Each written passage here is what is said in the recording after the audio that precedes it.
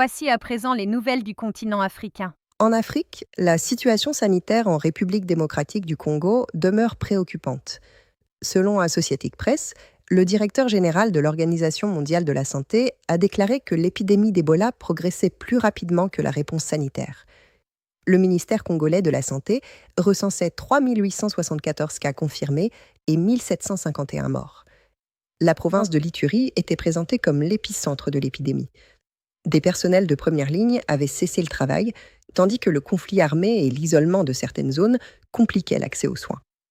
Ces chiffres provenaient des autorités sanitaires congolaises et pouvaient encore évoluer. Dans l'est de la République démocratique du Congo, les autorités congolaises ont libéré 15 prisonniers, ensuite remis au mouvement rebelle AFC M23. Le Comité international de la Croix-Rouge a facilité l'opération. Reuters présentait cette remise comme le premier transfert de prisonniers connu dans le cadre de l'accord conclu l'année précédente pour mettre fin au combat. Elle ne signifiait toutefois ni la libération de tous les prisonniers, ni la fin complète des affrontements. La République démocratique du Congo a également interdit l'exportation de concentrés de cuivre et de cobalt. Selon un arrêté gouvernemental, la mesure est entrée immédiatement en vigueur. Des dérogations d'une durée d'1 an pouvaient toutefois être accordées dans certaines circonstances stratégiques. Le gouvernement déclarait vouloir favoriser la transformation locale des minerais et l'exportation de produits à plus forte valeur ajoutée. Des interdictions comparables avaient cependant déjà été suivies d'exemptions lorsque les capacités locales de traitement étaient insuffisantes. Au Nigeria, les forces de sécurité ont annoncé avoir libéré 308 personnes enlevées lors d'attaques distinctes dans les États de Niger et de Kwara. Le président Bola Tinubu a présenté l'opération comme la plus importante libération réalisée en une seule journée par une équipe de sécurité conjointe. Le bilan et cette qualification provenaient de la présidence nigériane. La dépêche ne confirmait pas l'arrestation de l'ensemble des auteurs des enlèvements. Bola Tinubu a par ailleurs approuvé une augmentation de la rémunération des militaires nigérians. Cette décision intervenait alors que le pays restait confronté à plusieurs menaces sécuritaires. La mesure concernait les conditions de rémunération des forces armées et ne constituait pas l'annonce d'une nouvelle opération militaire. Au Cameroun, le président Paul Biya a remanié la haute hiérarchie militaire par 3 décrets. Le chef de la garde présidentielle a été promu général de brigade et les commandants de 4 des 5 régions militaires interarmées ont été remplacés. Paul Biya n'a pas été vu publiquement depuis 58 jours.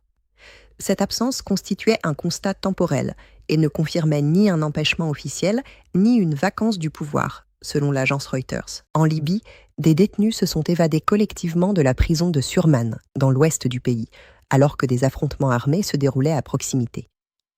L'autorité de la police judiciaire, rattachée au gouvernement de Tripoli, a annoncé l'ouverture d'une enquête. En Éthiopie, 14 personnes ont été tuées dans un glissement de terrain survenu dans la région d'Amara. Le bilan provenait des médias d'État éthiopiens et a été repris. Aucun bilan supérieur confirmé n'était disponible dans la fenêtre retenue. Sur le dossier migratoire, le Maroc s'est déclaré prêt à coopérer avec l'Espagne et d'autres partenaires européens au retour de mineurs non accompagnés arrivés à Ceuta. Selon Reuters, qui citait l'agence officielle marocaine MAP, le Maroc devait participer à l'identification de ces mineurs en vue de leur retour. Les autorités espagnoles estimaient à 72 000 le nombre de personnes entrées pendant l'afflux, contre environ 40 000 selon les autorités marocaines. Cette déclaration de coopération ne signifiait pas que les retours avaient déjà été effectués. Ceux-ci restaient soumis aux procédures de protection des mineurs. En Afrique du Sud, un parti membre de la coalition gouvernementale a saisi la justice au sujet d'une loi foncière qui avait provoqué une vive réaction de l'administration Trump. Ce recours constituait une procédure judiciaire sud-africaine et qu'aucune décision définitive n'avait encore été rendue. Un tribunal sud-africain a également invalidé la suspension de Patrick Dlamini, directeur général de la Public Investment Corporation. La justice a ordonné sa réintégration à la tête du gestionnaire public d'actifs. La décision portait sur la validité de la suspension prononcée par le conseil d'administration. Toujours en Afrique du Sud, les autorités ont publié un projet de règles encadrant les transferts transfrontaliers de crypto-monnaies. Le texte demeurait à l'état de projet réglementaire et ne constituait donc pas encore un régime définitivement entré en vigueur. Une enquête PNI a par ailleurs montré que l'activité du secteur privé sud-africain avait continué de progresser, mais à un rythme légèrement inférieur à celui du mois précédent. Ces résultats provenaient d'une enquête auprès des entreprises.